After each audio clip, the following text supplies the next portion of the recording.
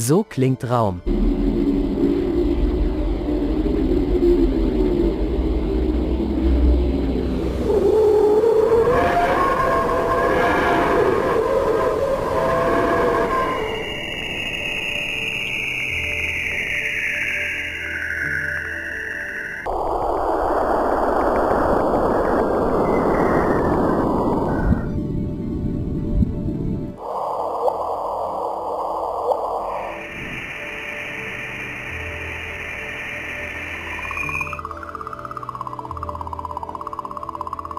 Welche Geräusche würden Sie Ihrer Meinung nach hören, wenn der Weltraum kein Vakuum wäre? Lasst es uns in den Kommentaren wissen.